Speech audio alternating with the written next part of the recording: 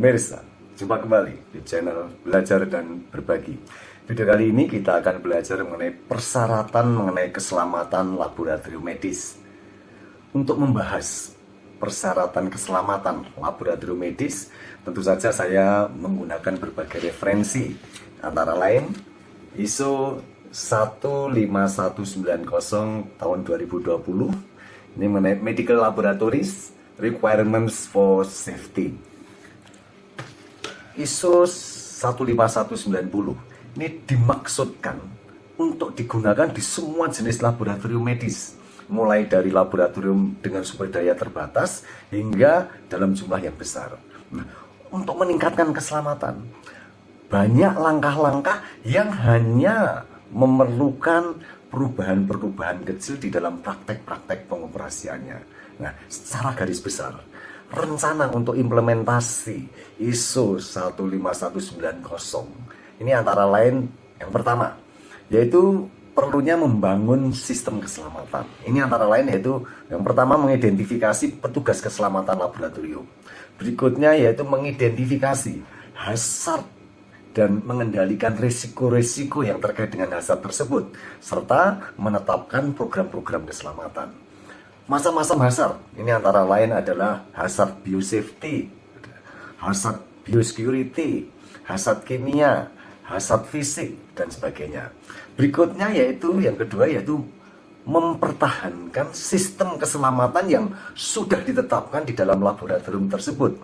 Ini antara lain yaitu misalnya menjalankan pelatihan secara rutin mengenai awareness tentang keselamatan bagi personil laboratorium, kemudian menjalankan audit keselamatan terprogram, dan juga inspeksi di tempat kerja secara rutin atau secara berkala, baik area-area analitis maupun area-area non-analitis.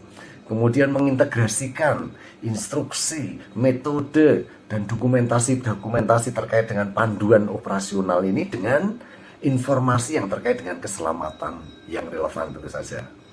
Kemudian juga misalnya setiap peralatan dan setiap proses ini selalu dinilai risikonya, dan kemudian menerapkan strategi untuk pengurangan risiko dengan memadai. Kemudian insiden dan kecelakaan yang tidak diinginkan ini juga harus diselidiki dan didokumentasikan, dan yang penting ditindaklanjuti untuk apa? Untuk mengurangi kemungkinan terulang kembali.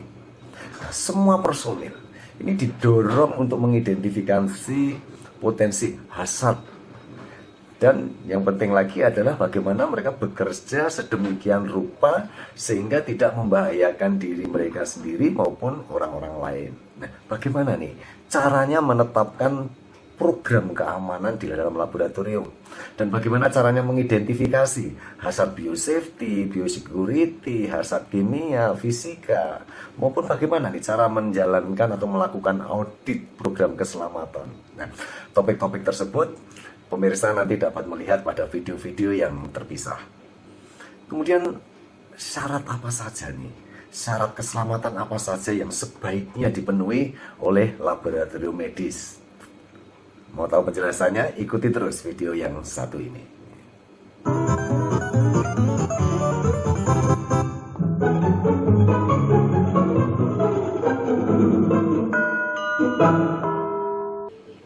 Pemirsa, ISO 15190 ini menetapkan persyaratan untuk membangun dan memelihara lingkungan kerja yang aman di dalam laboratorium medis.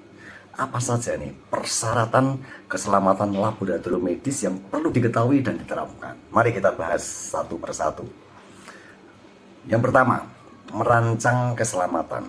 Standar keselamatan ini sebaiknya sudah dirancang sejak merencanakan mendirikan laboratorium. Misalnya saja nih, memastikan rencana pengendalian dari hazard biosafety-nya, hazard biosecurity-nya, hazard mikrobiologi, hazard kimia, radiologi, fisik, dan sebagainya. Dan semuanya tadi sudah sesuai dengan tingkat risiko yang sudah dinilai. Kemudian juga menyediakan lingkungan yang aman, baik di area non-teknis maupun di ruang-ruang publik, dan sebagainya. Yang kedua, yaitu tentang menyusun dan menerapkan program manajemen keselamatan. Apa saja nih yang perlu disusun? Yang pertama yaitu mengidentifikasi hazard dan melakukan penilaian risiko. Kemudian juga menetapkan program kesiapsiagaan dan tanggap darurat. Menetapkan program keselamatan kebakaran, menetapkan ergonomi laboratorium, menyusun keselamatan peralatan, menyusun praktek kerja personil, menetapkan program-program APD atau alat pelindung diri. Kemudian juga menetapkan program-program pengangkutan sampel dan bahan-bahan berbahaya. Juga kemudian tentang program pembuangan limbah, program praktek-praktek housekeeping. Kemudian juga menyusun dan menerapkan program penanganan insiden, penanganan kecelakaan, cedera, penyakit akibat kerja. Kemudian juga menetapkan program pendidikan dan pelatihan keselamatan, menetapkan program pencatatan dan sebagainya. Kemudian yang berikutnya yaitu yang ketiga, yaitu mengidentifikasi hazard, melakukan penilaian risiko dan pengendalian risiko. Petugas keselamatan laboratorium ini sebaiknya mengidentifikasi dan mendokumentasikan hazard dan ancaman yang dapat muncul atau yang dapat timbul di dalam laboratorium. Ini antara lain misalnya hazard tentang biosafety-nya, hazard biosecurity-nya, chemical-nya, fisiknya dan sebagainya, dan menilai risiko-risikonya yang mungkin terjadi dan juga bagaimana mengendalikan risiko-risiko tersebut. Beberapa contoh untuk hazard biosafety dan biosecurity ini antara lain pengendaliannya yaitu dengan menerapkan good microbiology practice standard atau standar praktek mikrobiologi yang baik ya, untuk penanganan, untuk pemeriksaan, untuk pemusnahan dari penggunaan bahan-bahan biologis. Kemudian identifikasi hazard kimia dan pengendalian risikonya ini antara lain misalnya penanganan bahan kimia yang dapat menimbulkan berbagai bahaya fisik, contohnya yang mudah terbakar, korosif, atau yang dapat menimbulkan bahaya biologis misalnya beracun, radioaktif, karsinogenik dan sebagainya. Kemudian yaitu terkait dengan bagaimana memastikan adanya lembar data keselamatan atau SDS yang terkini. Kemudian juga bagaimana penanganan bahan kimia beracun dengan tepat dan sesuai peraturan. Kemudian bagaimana penanganan bahan pengoksidasi atau yang korosif secara memadai. Bagaimana penyimpanan bahan kimia dengan aman. Bagaimana melakukan organisasi dan segregasi dari bahan-bahan kimia dengan cara yang tepat. Bagaimana penanganan tumpahan bahan kimia secara memadai, bagaimana penanganan limbah kimia dengan tepat dan sesuai peraturan, dan sebagainya. Kemudian yaitu identifikasi hazard fisik dan pengendalian risikonya. Ini contoh-contohnya misalnya hazard fisik ini antara lain dapat berupa gas terkompresi, listrik, radiasi bahan radionuklida, suhu dan kelembaban, kebisingan, tekanan, radiasi non-pengion seperti UV, laser, gelombang mikro, dan sebagainya. Nah, pengendalian risiko hazard fisik ini antara lain misalnya penggunaan ventilasi dan kualitas udara dalam ruangan. Ini untuk peralatan-peralatan yang berpotensi menghasilkan asap atau menghasilkan emisi gas buang, uap, bau, racun. Ini harus diisolasi dari ruang kerja umum. Dan tentu saja harus menggunakan perangkat-perangkat ventilasi pembuangan yang memadai. Bisa misalnya dengan lemari asam kimia, kemudian canopy hood, kemudian biological safety kabinet, dan sebagainya. Hazard listrik, peralatan yang dioperasikan dengan listrik yang digunakan di dalam laboratorium, ini harus dirancang dan diproduksi memenuhi persyaratan keselamatan yang memadai. Misalnya saja memenuhi standar seri ISO IEC 61010. Kemudian ada hazard radiasi radionuklida. Ini misalnya lab ini harus memastikan penyimpanan rekamannya.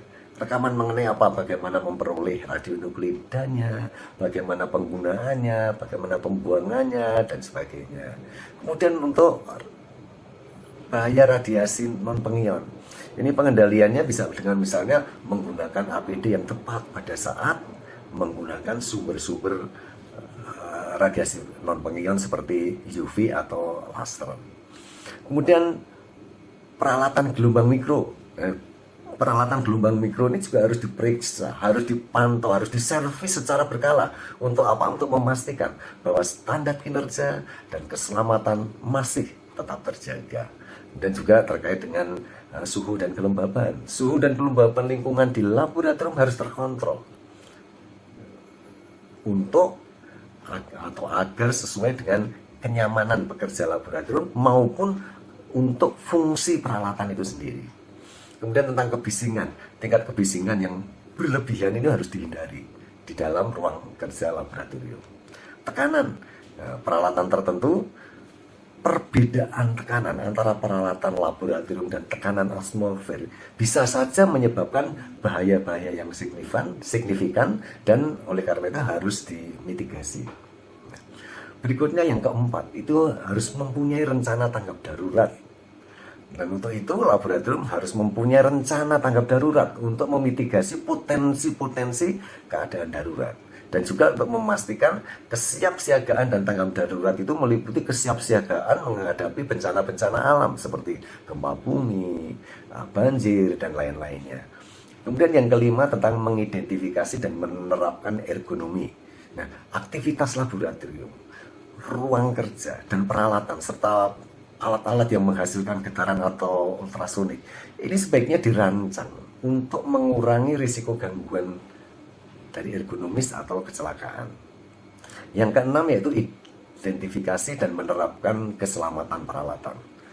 Instruksi dan pemberitahuan keselamatan dari produsen alat kesehatan ini harus ditinjau ulang untuk apa? Untuk memastikan bahwa pengaturan dan penggunaan yang benar. Dan semua dokumentasi dan instruksi dari produsen ini ya harus disimpan. Dan program pemeliharaan preventif atau preventive maintenance ini harus ditetapkan dan dilaksanakan sesuai dengan rekomendasi dari produsennya. Dan peralatan tersebut juga harus didekontaminasi sebelum dilakukan servis atau dibuang. Selanjutnya yang ketujuh yaitu menerapkan praktek kerja yang aman. Misalnya larangan konsumsi makanan dan minuman di area laboratorium. Yang kedelapan yaitu mengidentifikasi dan menerapkan APD dengan tepat. Jadi laboratorium sebaiknya menentukan APD yang diperlukan untuk melaksanakan berbagai tugas dan prosedur diagnostik dengan cara yang tepat. Berikutnya yang kesembilan yaitu mengenai transportasi sampel dan bahan berbahaya yang dengan cara yang tepat. Untuk pengangkutan, ini sebaiknya menggunakan fasilitas dan pengendalian dengan tepat, seperti menggunakan wadah yang anti bocor, bahan penyerap, dan sebagainya. Yang ke-10 yaitu pembuangan limbah dengan cara yang tepat. Kebijakan dan prosedur pembuangan limbah laboratorium ini harus memperhatikan persyaratan-persyaratan peraturan dan perundang-undangan yang berlaku, misalnya peraturan yang terkait dengan pengelolaan limbah B3. Kemudian yang ke-11 yaitu menerapkan praktek housekeeping yang baik. Kegiatan housekeeping ini harus dijaga dengan baik untuk menjamin keselamatan seluruh pekerja. Dan yang ke-12 yaitu mengenai insiden, cedera, kecelakaan, dan penyakit akibat kerja. Nah, laboratorium ini harus mempunyai program untuk melaporkan kejadian-kejadian di laboratorium, cedera, kecelakaan, nyaris celaka, penyakit akibat kerja, dan potensi bahaya yang lainnya, dan sebagainya. Nah, demikian tadi kita sudah mempelajari tentang persyaratan keselamatan laboratorium medis yang sebaiknya diterapkan. Semoga bermanfaat. Jumpa kembali di video selanjutnya dengan topik yang berbeda. Sampai jumpa.